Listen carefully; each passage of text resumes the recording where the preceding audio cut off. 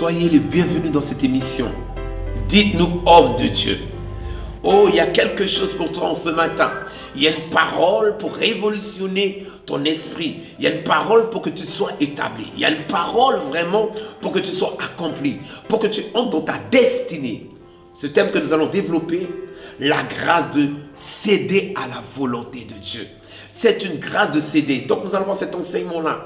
Donc prenez un stylo et un papier pour pouvoir écrire et vérifier tout ce que je vais vous enseigner en ce moment. Que Dieu vraiment vous bénisse. Nous allons prier pour ce temps de partage. Cet enseignement va vous faire beaucoup de bien. Nous prions afin que le Saint-Esprit soit au contrôle de ce merveilleux moment, parce que nous ne pouvons que nous attendre à lui seul. Seigneur notre Dieu, je veux te bénir et te rendre grâce pour ce moment béni, parce que je crois qu'elle est déjà bénie. Merci encore pour ta parole. Que cette parole, Seigneur, puisse atteindre la cible de nos cœurs. Saint-Esprit, je me laisse conduire par toi et que réellement tu puisses éclairer beaucoup de peuples, beaucoup de nations qui vont entendre ce message. Dans le nom de Jésus, j'écarte tout esprit d'incompréhension et de confusion et je proclame la victoire de la croix au nom de Jésus. Amen. Donc ce thème-là, j'aimerais vraiment le développer avec vous. La grâce de céder à la volonté de Dieu. Vous savez, il faut savoir une chose, que si nous sommes sur la terre, ce n'est pas le fruit d'un hasard. Tu répètes après moi. Si je suis sur la terre, ce n'est pas le produit d'un hasard. Peut-être tu n'étais pas un enfant désiré, mais Dieu a permis que tu viennes sur la terre. Si Dieu a permis que tu puisses venir sur la terre, c'est qu'il y a une volonté que Dieu veut que tu puisses accomplir. Vous savez, même la Bible dit une chose, que dehors, il y a des brebis égarées. Donc, j'aimerais vraiment que tu puisses prendre un stylo et un papier pour prendre les références, pour écouter cet enseignement qui va t'aider pour entrer dans les choses de Dieu, dans la profondeur. Parce que Dieu dit qu'il veut que nous puissions aller de gloire en gloire et de victoire en victoire, de succès en succès. Le succès, c'est pour toi. Ne dis pas le succès, c'est pour les autres. Le succès, c'est pour toi.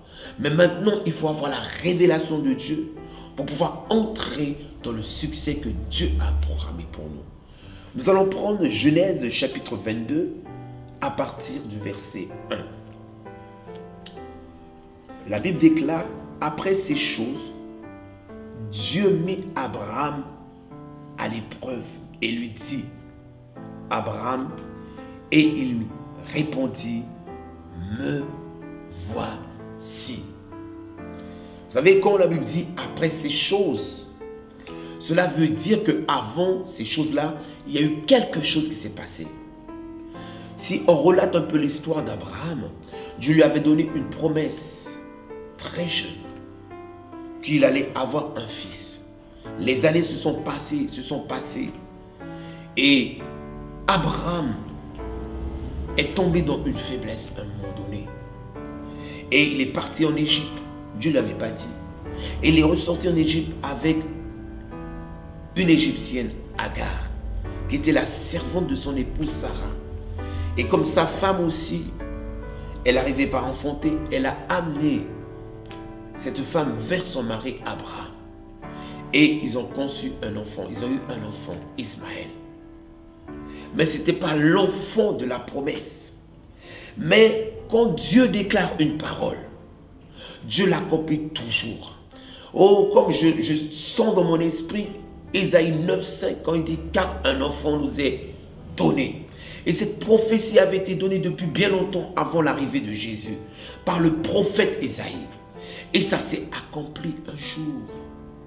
Oh, c'est pour cela, je tiens à te dire, si Dieu te donne une parole, reste sur cette parole. Ça va s'accomplir au temps convenable.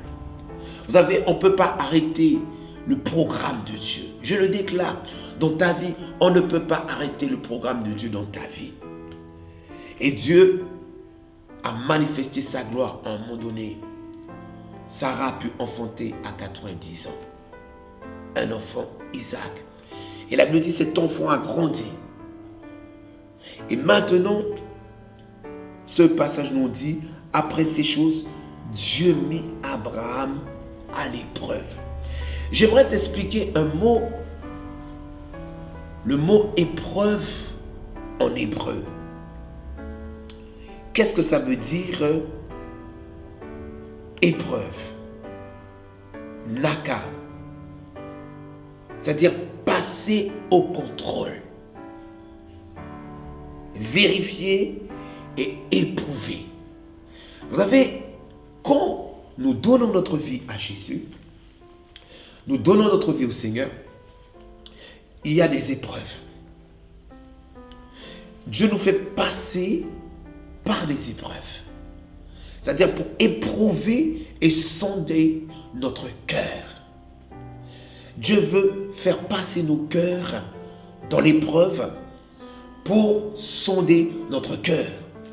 Pour voir réellement, est-ce que réellement nous avons l'appui sur lui. L'épreuve ne sert pas à la destruction. Mais je te dis une chose, que l'épreuve sert à t'amener à une élévation, à une progression. Vous savez, malheureusement, aujourd'hui, quand les gens sont éprouvés, quand ils ont accepté Jésus-Christ, il y a certains qui ont tendance à baisser les mains. J'aimerais t'encourager en cet instant de te relever, même si tu passes par l'épreuve. Oh, Job est passé par l'épreuve.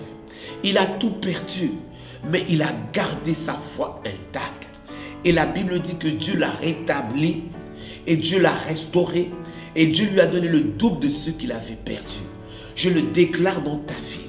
Ce que tu as perdu, si tu restes dans la foi, Dieu va restaurer les choses.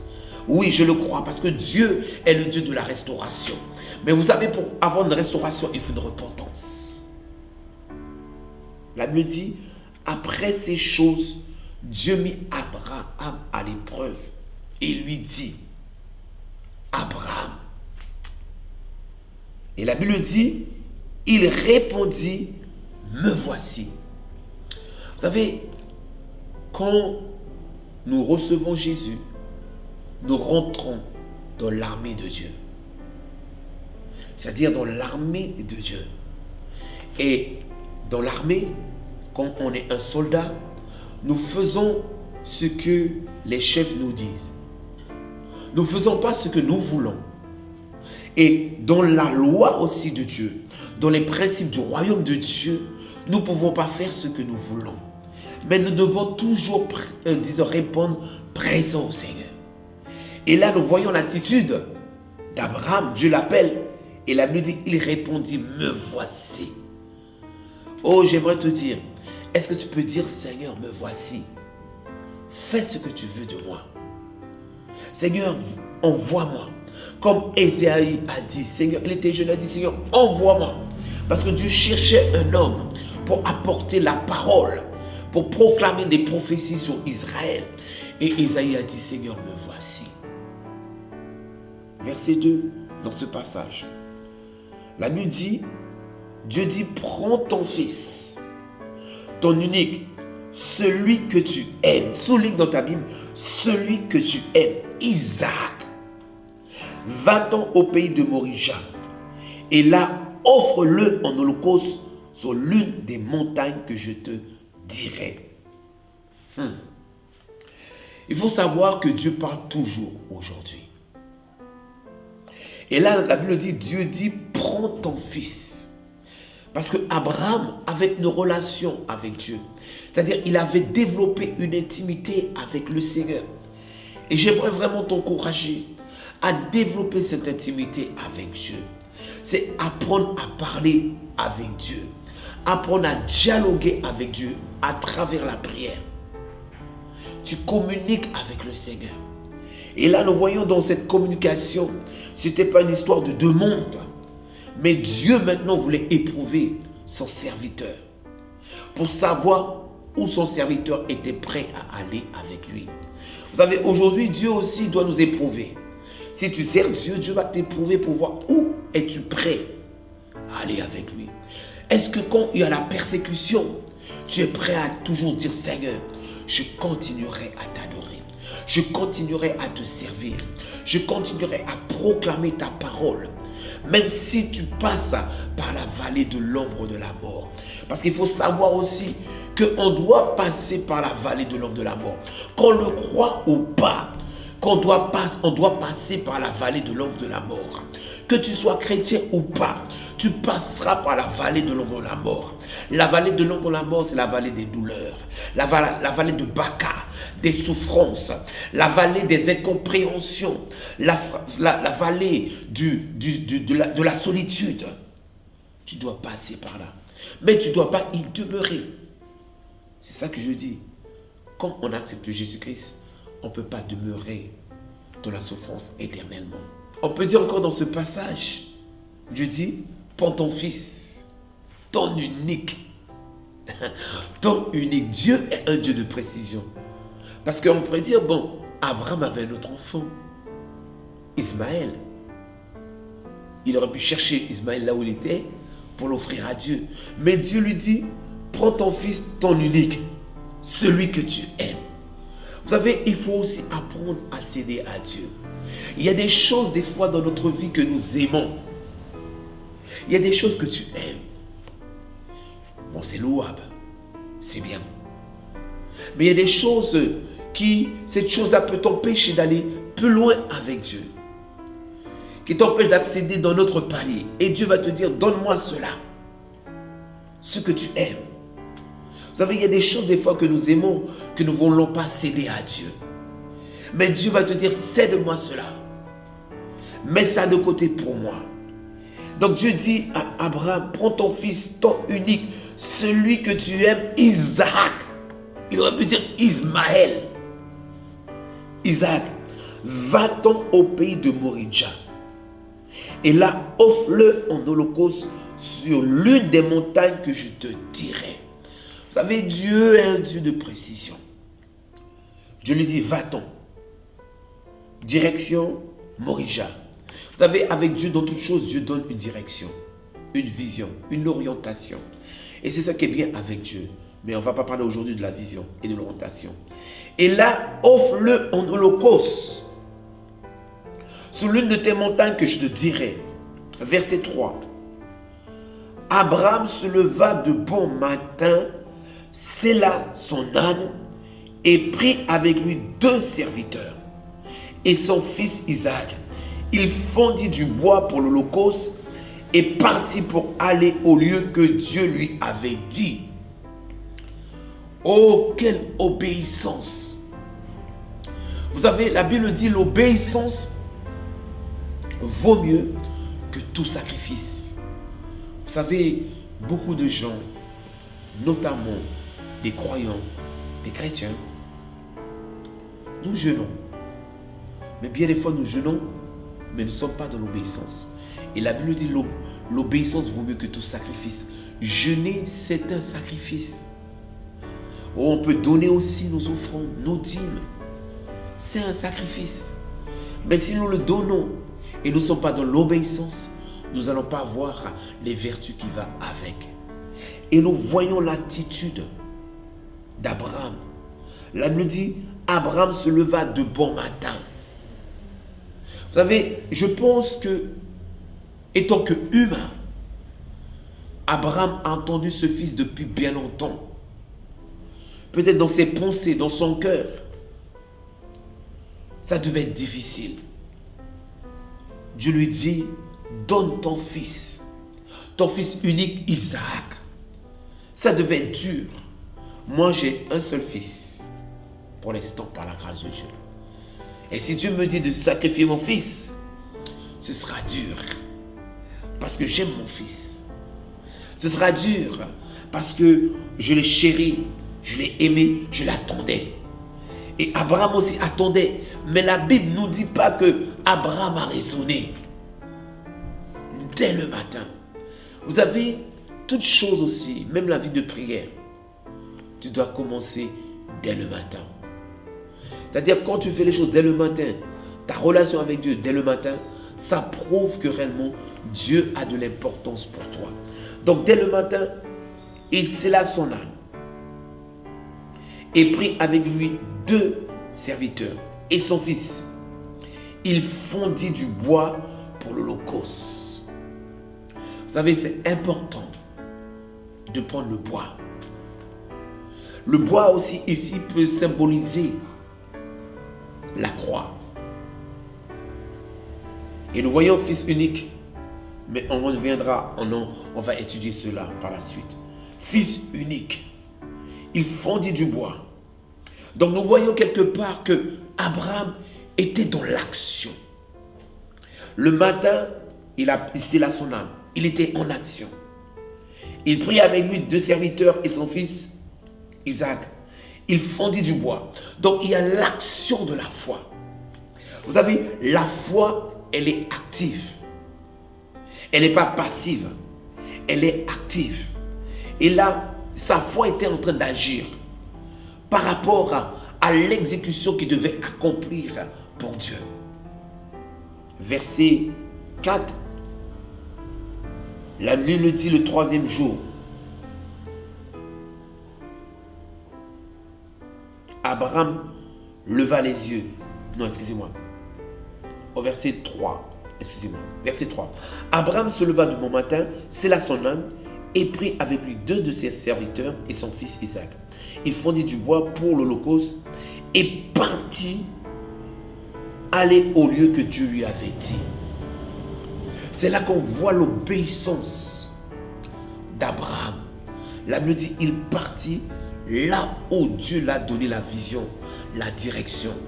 Vous savez pourquoi aujourd'hui, beaucoup de chrétiens ont des échecs dans leur vie, beaucoup de soucis dans leur vie. Beaucoup de gens ont des problèmes dans leur vie. Pourquoi? Parce qu'ils ne marchent pas dans l'obéissance. C'est dans l'obéissance qu'on voit la gloire de Dieu. J'aimerais vous montrer un passage dans Deutéronome. Nous allons lire rapidement 28. Deutéronome 28 au verset 1. La Bible dit, si tu obéis à la voix de l'Éternel, ton Dieu, en observant et en mettant en pratique tous ces commandements que je te prescris aujourd'hui, l'Éternel, ton Dieu, te donnera la supériorité sur toutes les nations de la terre. Vous savez, souvent on veut avoir la supériorité sur toutes les nations de la terre. Mais est-ce que nous obéissons à la voix de Dieu? Vous savez, c'est conditionnel. C'est-à-dire, pour voir la gloire de Dieu, il y a des conditions. La Bible dit, si tu obéis à la voix, c'est-à-dire, il faut apprendre à écouter la voix. La voix de Dieu. Ça ne vient pas comme ça pour entendre la voix de Dieu. C'est-à-dire, c'est dans une relation qu'on peut apprendre à connaître la voix de Dieu. Comme Jésus a dit, les brebis entendent ma voix et ils me suivent. Il faut apprendre à connaître la voix de Dieu. Abraham a appris à entendre la voix de Dieu pour obéir à Dieu. Donc ce passage dit, si tu obéis à la voix de l'Éternel ton Dieu, en observant et en mettant en pratique tous ses commandements. Donc il y a des conditions de réussite. C'est si et seulement si tu as l'observation, c'est-à-dire prendre conscience. Analyser. L'observation, c'est d'analyser dans la profondeur. En observant. Et pas observer seulement. Mais maintenant, en analysant et en pratiquant. C'est-à-dire en mettant en œuvre toute connaissance que je reçois, je dois la vivre. Et si je pratique, je la vis maintenant. La Bible nous dit que je prescris aujourd'hui à l'Éternel, ton Dieu te donnera la supériorité sur toutes les nations de la terre. C'est conditionnel. Il dit, voici les bénédictions qui se répandront sur toi et qui seront ton partage lorsque tu obéiras à la voix de l'Éternel. Il y a un partage pour tous ceux qui obéissent. Si tu obéis, les bénédictions de Dieu vont t'accompagner. Si tu obéis à Dieu, je peux t'assurer, tu verras des choses extraordinaires de la part de Dieu. Tu vivras les merveilles de Dieu. Tu verras la gloire de Dieu de manière particulière. Vous savez, Dieu ne fait d'acception de personne. Dieu veut réellement que tu puisses vivre dans la prospérité, dans tous les domaines de ta vie, spirituel, matériel, financier, tous les domaines, sentimentalement, tous les domaines. Dieu veut réellement combler ses enfants. Parce que Dieu, c'est un Père qui comble ses enfants. Mais il y a des conditions. Donc il dit, voici toutes les bénédictions qui se répandront sur toi, qui seront ton partage, lorsque tu obéiras à la voix de l'Éternel. Donc en d'autres termes, si tu n'obéis pas à la voix de l'Éternel, tu ne peux pas vivre les bienfaits de Dieu. Les bienfaits de Dieu ne pourront pas se répandre sur toi. C'est-à-dire, quand on parle de répandre, c'est-à-dire s'étaler sur tous les domaines de ta vie. C'est comme l'huile qu'on répand. On oint quelqu'un, on répand l'huile sur lui. L'onction se répand. Donc, tout cela pour vous dire, pour revenir dans notre passage de Genèse, au verset 22, la Bible nous montre vraiment que Abraham se leva de bon matin. Il a obéi. Il n'a pas réfléchi. Il a obéi. Il n'a pas été incrédule. Il a obéi. C'est pour cela que je t'engage à obéir à cette voix. Quand le Seigneur te dit de faire quelque chose, que tu puisses le faire. Même si c'est difficile, cela est possible. Abraham, dans ce temps-là, la Bible ne dit pas qu'Abraham était né de nouveau. Abraham n'avait pas l'Esprit de Dieu en lui. Mais aujourd'hui, lorsque nous recevons Jésus-Christ comme Seigneur et Sauveur, la Bible déclare que nous sommes l'habitation de Dieu. Donc l'Esprit de Dieu vient habiter en nous. Que Dieu vraiment te bénisse. Maintenant, je ne peux pas te laisser comme cela sans que tu puisses prendre une décision de recevoir Jésus-Christ comme Seigneur et Sauveur personnel. Nous allons prier afin que Jésus-Christ puisse prendre place dans ton cœur. Tu répètes simplement avec moi, Seigneur, merci parce que tu as permis que je puisse entendre ta parole aujourd'hui. J'ai entendu la grâce de céder à ta volonté.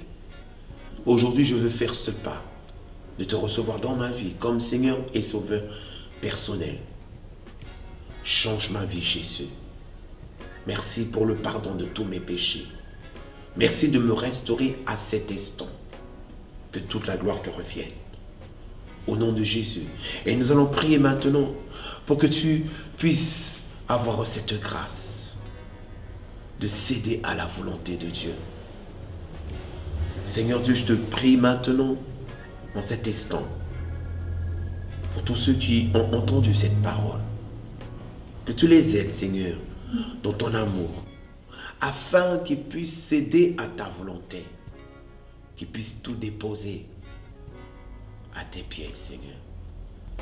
Oh Seigneur, des fois nous aimons des choses, mais ce que nous aimons, tu demandes de lâcher, parce que tu veux nous amener dans notre face. Que tu puisses te glorifier, Seigneur, dans la vie, Seigneur, de ceux qui ont fait cette prière, qui puissent recevoir cette grâce, cette puissance, cet esprit pour céder à ta volonté. Je te bénis pour tout, au nom de Jésus-Christ. Amen et à bientôt.